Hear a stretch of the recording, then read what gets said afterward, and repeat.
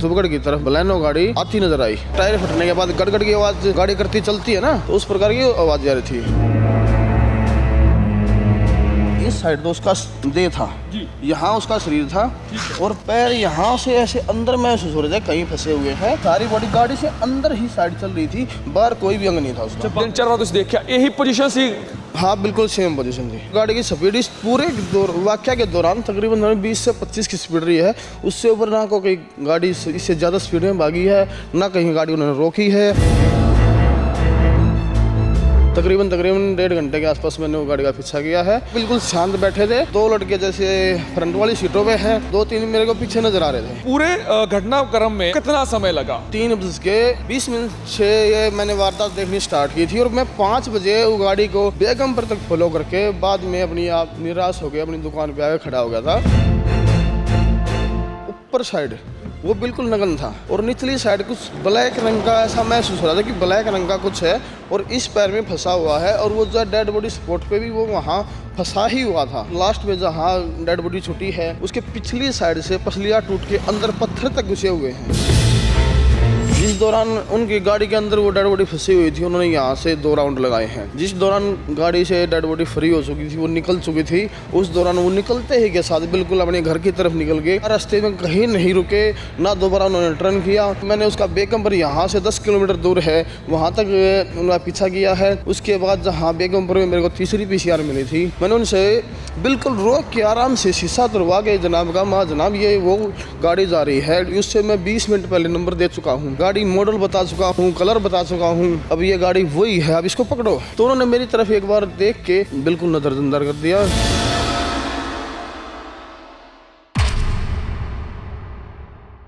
ਦਿੱਲੀ ਦੀ ਕੰਜਾਵਲਾ 'ਚ ਹੋਈ ਘਟਨਾ ਨੇ ਪੂਰੇ ਦੇਸ਼ ਨੂੰ ਝੰਜੋੜ ਕੇ ਰੱਖਿਆ ਕਿ ਕਿਸ ਤਰੀਕੇ ਦੇ ਨਾਲ ਇੱਕ ਨੌਜਵਾਨ ਲੜਕੀ ਨੂੰ ਇੱਕ ਕਾਰ ਆਪਦੇ ਨਾਲ ਤਕਰੀਬਨ 10 ਤੋਂ 12 ਕਿਲੋਮੀਟਰ ਘੜੀਸਦੀ ਹੈ ਤੇ ਉਸ ਤੋਂ ਬਾਅਦ ਉਸ ਦੀ ਲਾਸ਼ ਜਿਹੜਾ ਕਿ ਸੜਕ ਤੇ ਮਿਲਦੀ ਹੈ। ਤਕਰੀਬਨ ਜੇਕਰ ਮੈਂ ਗੱਲ ਕਰਾਂ ਨਵੇਂ ਸਾਲ ਦੇ ਜਿੱਥੇ ਜਸ਼ਨ ਮਨਾਏ ਜਾ ਰਹੇ ਸੀ ਤਾਂ ਉਸੇ ਹੀ ਰਾਤ ਇਹ ਸਾਰੀ ਘਟਨਾ ਵਾਪਰ ਰਹੀ ਸੀ। ਮੇਰੇ ਨਾਲ ਦੀਪਕ ਨੇ ਜੋ ਚਸ਼ਮਦੀਦ ਗਵਾਹ ਨੇ, ਜਿਨ੍ਹਾਂ ਨੇ ਉਸ ਗੱਡੀ ਨੂੰ ਇੱਥੇ ਘੁੰਮਦੇ ਵੇਖਿਆ, ਜਿਨ੍ਹਾਂ ਨੇ ਉਸ ਪੂਰੀ ਵਾਰਦਾਤ ਨੂੰ ਅਸੀਂ ਕਦੇ ਪੂਰੇ ਹਾਦਸੇ ਨੂੰ ਦੇਖਿਆ ਤੇ ਪੁਲਿਸ ਨੂੰ ਵੀ ਇਨਫੋਰਮ ਕੀਤਾ, ਲੇਕਿਨ ਪੁਲਿਸ ਨੇ ਵੀ ਕਿਤੇ ਨਾ ਕਿਤੇ ਇਹਨਾਂ ਦੀ ਗੱਲ ਨੂੰ ਅਣਦੇਖਿਆ ਦੇਖਿਆ। दीपक जी क्या किस तरह का मंजर था उस वक्त, जो सारी की घटना जो देखने को मिली, क्या हो रहा था वहाँ? जैसे तकरीबन 3:18 में मैंने अपनी शॉप ओपन की थी साहब, तो कंजावला साइड से कराड़ा की तरफ, ये कुतुबगढ़ की तरफ मैंने एक बलेनो गाड़ी आती नज़र आई और उससे कुछ आवाज़ें आ रही थी। जैसे उसमें टायर फटने के बाद गड़गड़ की आवाज़ गाड़ी करती चलती है ना, तो उस प्रकार की आवाज़ आ रही थी।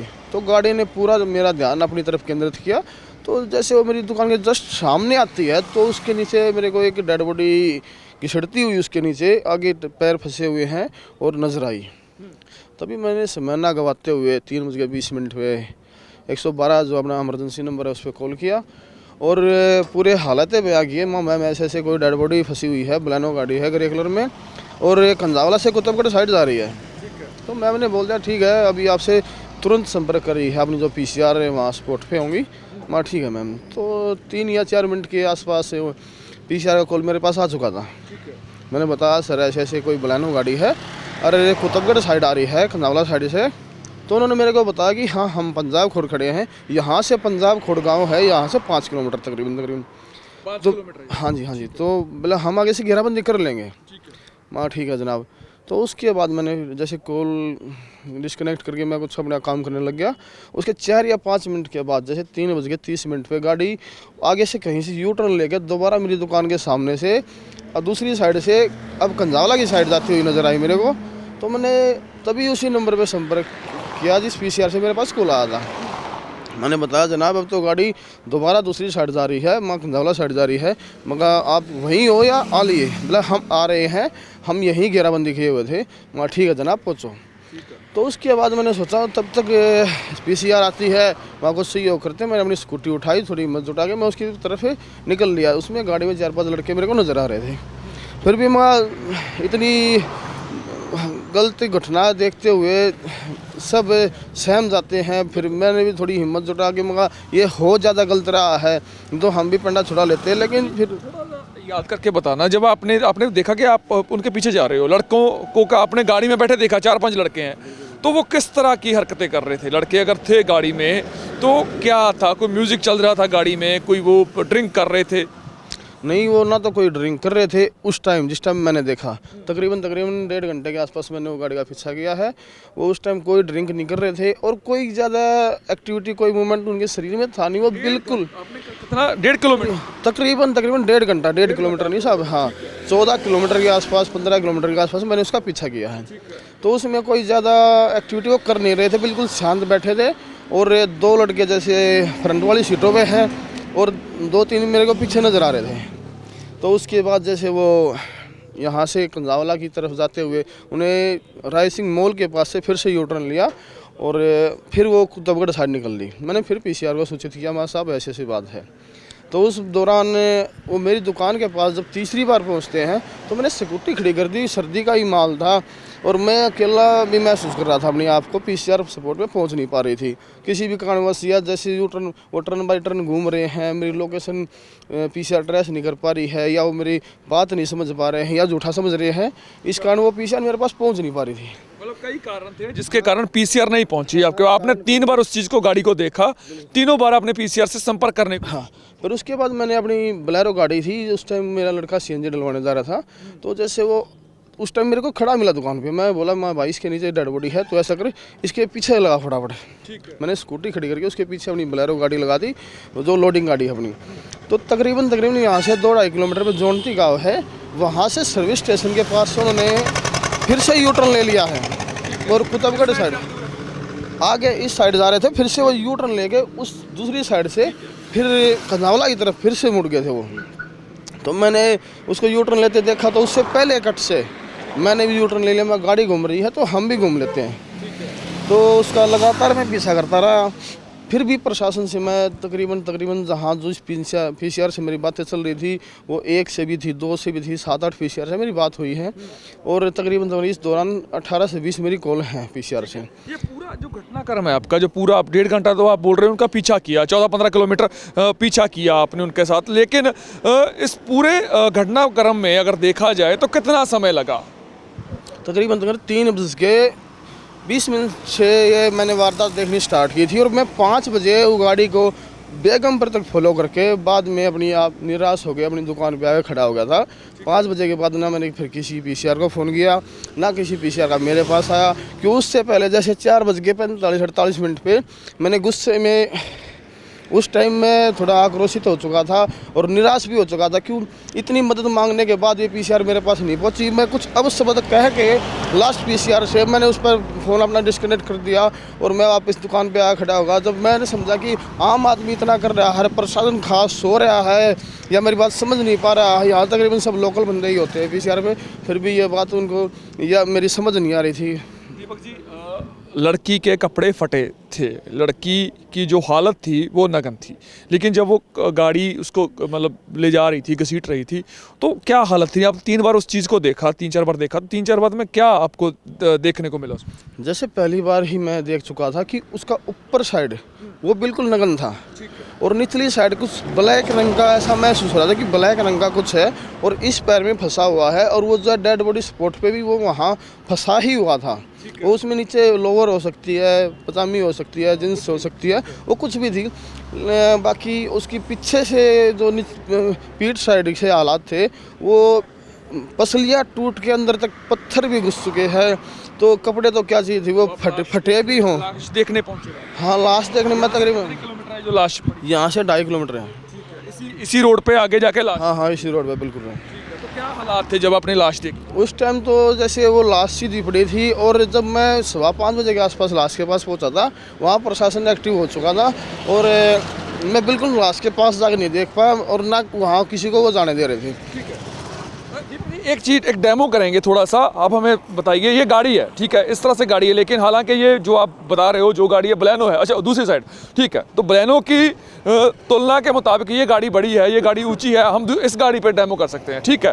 तो किस साइड में वो लड़की फंसी हुई थी और क्या उसका पोजीशन था, क्या था?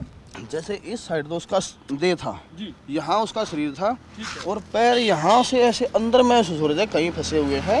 बाकी सारी बॉडी गाड़ी से अंदर ही साइड चल रही थी, बाहर कोई भी अंग नहीं था उसका। जब बाहर कुछ नहीं था, जो भी था नीचे चल रहा था, तो पैर इस मतलब अगले टायर ਦੇ ਉੱਤੇ ਪੈਰ ਦੇ ਨਾਲ ਫਸੇ ਹੋਏ ਸੀ। हाँ हाँ हाँ, अंदर फंसे हुए थे। ਜਿੰਨੇ ਵਾਰ ਤੁਸੀਂ ਦੇਖਿਆ, 3-4 ਵਾਰ ਤੁਸੀਂ ਦੇਖਿਆ, ਇਹੀ ਪੋਜੀਸ਼ਨ ਸੀ। हाँ बिल्कुल सेम पोजीशन थी। ਠੀਕ ਹੈ, ਬਲੈਨੋ ਥੋੜੀ ਜਿਹੀ ਉੱਚੀ ਹੁੰਦੀ, ਅਸੀਂ ਕਹਿ ਸਕਦੇ ਹਾਂ ਵੀ ਇਹਦੇ ਤੋਂ ਮਤਲਬ ਇਸ ਤਰੀਕੇ ਦੇ ਨਾਲ ਉਹ ਕਿਸੜਦੀ ਰਹੀ। ਮੈਂ ਇੱਕ ਵਾਰ ਜੱਸੀ ਨੂੰ ਕਹਾਂਗਾ, ਜੱਸਾ ਥੋੜਾ ਜਿਹਾ ਨੇੜੇ ਜਾ ਕੇ ਦਿਖਾਇਆ ਜਾਵੇ। ਜਿਸ ਤਰੀਕੇ ਨਾਲ ਦੀਪਕ ਜੀ ਦੱਸ ਰਹੇ ਨੇ ਕਿ ਉਹਨਾਂ ਦਾ ਕਹਿਣਾ ਹੈ ਕਿ ਅਗਲੇ ਟਾਇਰ ਦੇ ਨਾਲ ਜ਼ਰੂਰ ਜਿਹੜੀ ਲੜਕੀ ਦੇ ਪੈਰ ਸੀ, ਜਿਸ ਲੜਕੀ ਦੀ ਮੌਤ ਹੋਈ ਆ, ਉਸਦੇ ਪੈਰ ਫਸੇ ਹੋਏ ਸੀ ਕਿਸੇ ਕੱਪੜੇ ਦੇ ਨਾਲ, ਤੇ ਦੂਸਰੇ ਪਾਸੇ ਜਿਹੜਾ ਸਾਰਾ ਧੜ ਸੀ, ਜੋ ਸਰੀਰ ਸੀ ਗੱਡੀ ਦਾ, ਉਹ ਇਸ ਲੜਕੀ ਦਾ ਉਹ ਗੱਡੀ ਦੇ ਥੱਲੇ ਇਸ ਤਰੀਕੇ ਨਾਲ फंसा होया सी, कोई बाहर नहीं आ रहा सीगा। नहीं, बाहर नहीं कोई आ रहा था, और गाड़ी की स्पीड इस पूरे वाक़या के दौरान तकरीबन 20 से 25 की स्पीड रही है। उससे ऊपर ना कोई गाड़ी इससे ज़्यादा स्पीड में भागी है, ना कहीं गाड़ी उन्होंने रोकी है, ना कोई गाड़ी से उतरता महसूस हुआ है। जिस दौरान मैंने देखा जितने टाइम में, और कोई एक्टिविटी उनके अंदर इतनी हो नहीं रही थी। ऐसी एक्टिविटी नहीं थी, तो क्या ये माना जा सकता है, ये आप संकेत दिया आपने जो आभास किया, क्या ये माना जा सकता है कि इस दौरान उन लड़कों को पता था कि लड़की गाड़ी के नीचे है या कोई ऐसी चीज़ गाड़ी के नीचे है, तो उस चीज़ को छुपाने की कोशिश कर रहे थे, ऐसा कुछ? शायद हो सकता है, उनको पता भी हो साहब। जिस दौरान उनकी गाड़ी के अंदर वो डेड बॉडी फंसी हुई थी, उन्होंने यहाँ से 2 राउंड लगाए हैं। जिस दौरान गाड़ी से डेड बॉडी फ्री हो चुकी थी, वो निकल चुकी थी, उस दौरान वो निकलते ही के साथ बिल्कुल अपने घर की तरफ निकल गए, और यहाँ रास्ते में कहीं नहीं रुके, ना दोबारा उन्होंने टर्न किया, वो बिल्कुल सीधे चलते रहे। जैसे मैंने उसका बेकम्पर यहाँ से 10 किलोमीटर दूर है, वहाँ तक उनका पीछा किया है। उसके बाद जहाँ बेकम्पर में मेरे को तीसरी PCR मिली थी, इस दौरान 3 PCR मेरे से क्रॉस हुई है, तीसरी PCR बेकम्पर में मिली है।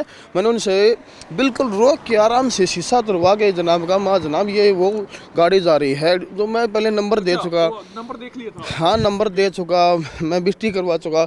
जहाँ वो तीसरी PCR मिली उससे मैं 20 मिनट पहले नंबर दे चुका हूँ, और गाड़ी मॉडल बता चुका हूँ, कलर बता चुका हूँ।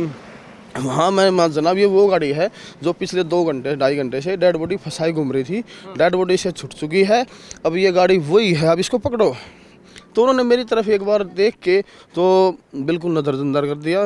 नज़रअंदाज होने के बाद मैंने समझा अब प्रशासन मेरे को शायद झूठा समझ रहा हो, या मेरे को मेरी लोकेशन मेरी बात समझ नहीं पा रहा हो, या वे एक्टिव ही नहीं हो पकड़ने के लिए। तो मैंने निराश होकर वहाँ से अपनी गाड़ी यूटर्न कर ली। इस दौरान क्या ऐसी कोई लड़की कुछ हरकत करती हुई नजर आ रही थी? हालांकि गाड़ी के बीच उसका मतलब जिस तरह का धड़ फंस चुका था, जिस तरीके वो लड़की फंस चुकी थी, तो शायद उसके पास कोशिश भी नहीं होगी, जहाँ शायद उस चांस भी नहीं होगा। लेकिन क्या आपको लगता था कि शायद किसी प्रकार अगर PCR उसको रोक लेती, बचा लेती, तो लड़की बच जाती?